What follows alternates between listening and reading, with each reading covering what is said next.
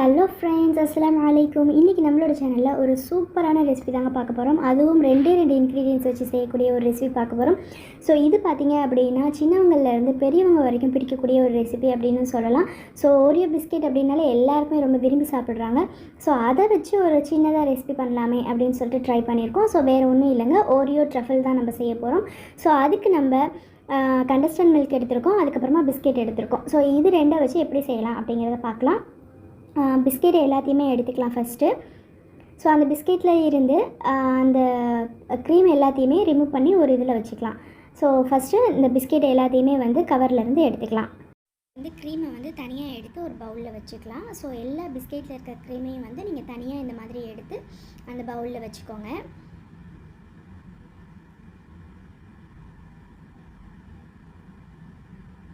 So எல்லா க்ரீமையும் நீங்கள் எடுத்ததுக்கப்புறமா பிஸ்கெட்டை நல்லா உடச்சி விட்டுட்டு மிக்ஸி ஜாரில் போட்டு அதை தனியாக அரைச்சி ஒரு பவுலில் போட்டு வச்சுக்கோங்க. அதுக்கப்புறமா இந்த க்ரீமையும் ஒரு சாஸ் பேனில் ஆட் பண்ணிக்கோங்க. கூடவே கண்டஸ்டன்ட் மில்க்கையும் ஆட் பண்ணிக்கோங்க. ஸோ இது ரெண்டையும் ஆட் பண்ணி நல்லா மிக்ஸ் பண்ணிக்கோங்க. கண்டஸ்டன்ட் மில்க் இப்போ நான் ஆட் பண்ணுறேன். கண்டஸ்டன்ட் மில்க் நம்ம டேஸ்ட்டுக்கு ஏற்ற மாதிரி ஆட் பண்ணிக்கோங்க. நான் ஒரு 4 ஸ்பூன் ஆட் பண்ணுறேன்.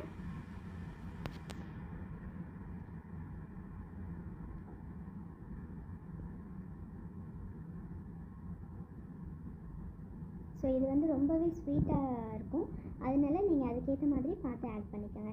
ஸோ இப்போ பவுலில் இருக்க அந்த க்ரீமையும் இது கூட ஆட் பண்ணுறேன் நான். ஸோ ஆட் பண்ணிவிட்டு நல்லா மிக்ஸ் பண்ணி விட்டுக்கோங்க. ஸோ அந்த க்ரீம் அந்த மில்க் அந்த கண்டஸ்டன்ட் மில்கில் நல்லா மிக்ஸ் ஆகணும், அந்த மாதிரி மிக்ஸ் பண்ணி விட்டுக்கோங்க. அதை இப்போ அடுப்பில் வச்சு அடுப்பை லோ ஃப்ளேமில் வச்சுக்கோங்க. ஸோ லோ ஃப்ளேமில் வச்சுட்டு நல்லா கைவிடாமல் கிளறி விடுங்க. அப்போ தான் அந்த கண்டஸ்டன்ட் மில்க்கும் அந்த க்ரீமும் அடிப்பிடிக்காமல் இருக்கும். ஸோ அதனால நீங்கள் நல்லா கைவிடாமல் கிளறி விடுங்க. ஸோ அதுதான் மஸ்ட்டு. இல்லை அப்படின்னா அந்த அடிப்பிடிச்சு அந்த ஒரு மாதிரி எல்லோ கலரில் வந்துடும். ஸோ அதனால நீங்கள் நல்லா அடிப்பிடிக்காமல் கிளறி விட்டுக்கிட்டே இருங்க. ஒரு 10 மினிட்ஸ் இது செஞ்சால் போதும். அது மேலே அந்த லம்ஸ் வரும் இல்லைங்களா, ஸோ அந்த மாதிரி வந்தால் போதும். பபிள்ஸ் வர்றப்போ நீங்கள் ஆஃப் பண்ணிவிடுங்க.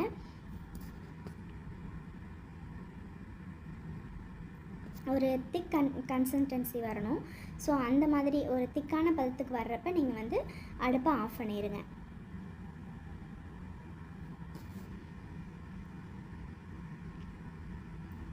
ஸோ இப்போ திக்கான பதத்துக்கு வந்துருச்சு. ஸோ அதனால் நம்ம அடுப்பை ஆஃப் பண்ணிவிட்டு இதை ஒரு வேறு பவுலில் மாற்றிக்கலாம்.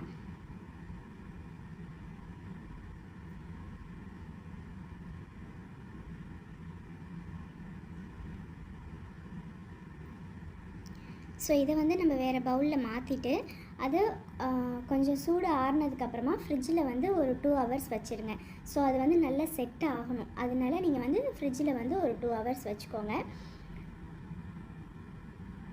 ஸோ ஃப்ரிட்ஜில் 2 ஹவர்ஸ் வச்சுட்டு அதுக்கப்புறமா நீங்கள் எடுத்து அது கூட நம்ம ஆல்ரெடி மிக்சியில் போட்டு அரைச்சி எடுத்து வச்சுருக்கோம் இல்லைங்களா பிஸ்கெட்டு, ஸோ அதை இது கூட ஆட் பண்ணிக்கோங்க.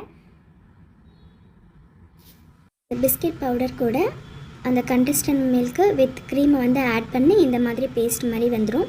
ஸோ இதை ஒரு சின்ன சின்ன பாலாக நம்ம உருட்டி எடுத்துக்கலாம்.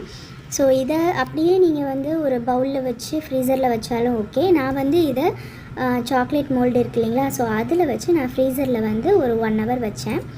ஸோ 1 ஹவர் வச்சு இதை எடுத்து நம்ம சர்வ் பண்ண ரொம்பவே ஈஸியான மெத்தடில் செஞ்ச ரொம்பவே டேஸ்டியான ஓரியோ ட்ரஃபிள்ஸ் ரெடி ஆகிடுச்சு. ஸோ இதை நம்ம ஃப்ரிட்ஜில் வச்சு ஒரு 2 வீக்ஸ் நம்ம யூஸ் பண்ணிக்கலாம். தேங்க்யூ.